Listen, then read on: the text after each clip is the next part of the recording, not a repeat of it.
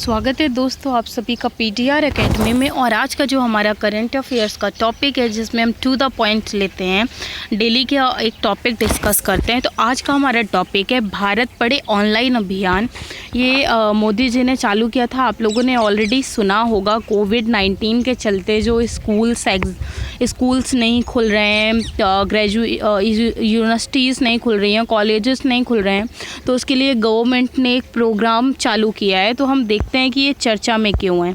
तो अगर हम बात करें तो केंद्रीय मानव संसाधन विकास मंत्रालय द्वारा देश में कोरोना वायरस यानी कोविड-19 के प्रयोग से उपजे संकट को देखते हुए ऑनलाइन शिक्षा को बढ़ावा देने के लिए भारत पढ़े ऑनलाइन अभियान शुरू किया गया। नेक्स्ट है, केंद्रीय मानव संसाधन मंत्री ने इस ऑनलाइन शिक्षा कार्यक्रम के बारे में किसी भी प्रकार के सुझाव को ट्विटर पर हैशटैग भारत पढ़ो ऑनलाइन या भारत पढ़े ऑनलाइन .mhrd@gmail.com पर भेजने का क्या है प्रस्ताव रखा है।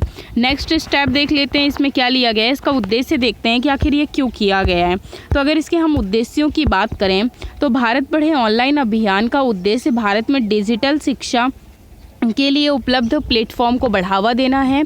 नेक्स्ट है, देश में सभी छात्रों की लागत प्रभावी शिक्षा उपलब्ध कराने के लिए अभियान प्रतिबद्ध है यानी चालू किया गया है। उसके बाद ई स्कूल के द्वारा ऑनलाइन शिक्षा पद्धति में सुधार करना और शिक्षा उपलब्धता को सार्वभौमिक, निःशुल्क और प्रत्येक द्वार तक उपलब्ध कराना भी इसका उद्देश्य है। नेक्स्ट स्टेप देखते हैं कि क्या है इसमें। वर्तमान में ऑनलाइन शिक्षा देखते हैं कि क्या स्थान है इसका। तो स्वयं प्रभा, दीक्षा और ई पाठशाला जैसे डिजिटल शिक्षा संसाधनों के माध्यम से विभिन्न विषयों के पाठ्यक्रम भारत सरकार द्वारा उपलब्ध कराया गया है। उसके बाद ई बुक, इंटरनेट एवं विभिन्न ऐप पर उपलब्ध है। कोविड-19 महामारी के कारण उत्पन्न लॉकडाउन के चलते उनके शिक्षण संस्थानों द्वारा ऑनलाइन शिक्षा पद्धति को अपनाया गया। नेक्स्ट है, यूनिवर्सिटी ग्रांट कमीशन यानी यूजीसी ने एक एक्सपर्ट कमेटी का गठन किया है। यह committee online teaching and learning को बेहतर के लिए शिक्षाविदों को विचार एवं सलाह देगी। और यही जो यूजीसी जो ग्रांट कमीशन है यही एग्ज़ाम्स वगैरह को भी देखती है। डिजिटल शिक्षा से संबंधित कुछ पहल देख लेते हैं। तो पहले हम बात करेंगे ई पाठशाला की। जो ई पाठशाला है वो प्लेटफॉर्म पर एनसीईआरटी की पुस्तकें उपलब्ध हैं।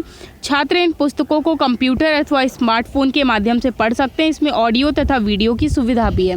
देखिए, ई पाठशाला ऐप है, एक एनसीईआरटी ऐप भी है, जिसमें अगर आपके पास जो यूपीएससी की तैयारी करते हैं या किसी भी उसकी उनके पास बुक्स नहीं है तो वो अपने स्मार्टफोन में ई पाठशाला या एनसीईआरटी ऐप डाउनलोड कर सकते हैं, जिसमें सारी जो एनसीईआरटी बुक्स हैं वो पूरी की पूरी अवेलेबल हैं। तो आप यहाँ से पढ़ सकते हैं। दोनों ही मीडियम्स में अवेलेबल है, हिंदी में भी अवेलेबल है और इंग्लिश में भी अवेलेबल है। उसके बाद स्वयं, इस पोर्टल में स्कूली शिक्षा एवं उच्च शिक्षा के लिए विभिन्न कोर्स उपलब्ध हैं। स्वयं पोर्टल को शिक्षा नीति के 3 आधारभूत सिद्धांतों पहुंच, एक्सेस, निष्पक्षता, इक्विटी एंड गुणवत्ता, क्वालिटी को प्राप्त करने का उद्देश्य बनाया गया।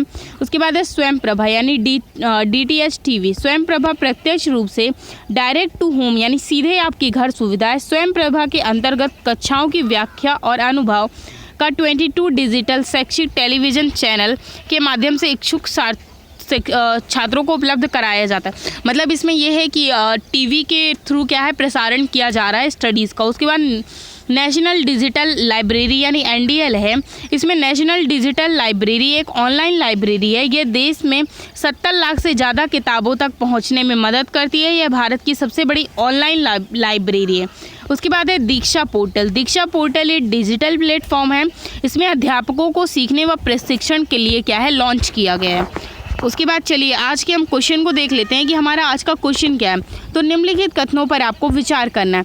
भारत पढ़े ऑनलाइन अभियान का उद्देश्य भारत में डिजिटल शिक्षा के लिए प्लेटफॉर्म को बढ़ावा देना है। नेक्स्ट है, कोविड-19 महामारी के कारण उत्पन्न लॉकडाउन के कारण अनेक शिक्षण संस्थानों में ऑनलाइन शिक्षा पद्धति को अपनाया है। उसके बाद यूनिवर्सिटी ग्रांट कमीशन यानी यूजीसी ने एक कमेटी का गठन किया। इसके अंतर्गत विभिन्न क्षेत्रों के शिक्षाविदों अपने आइडिया व सलाह देने के लिए स्वतंत्र है। इसमें से निम्नलिखित में से कौन सा कथन सही है?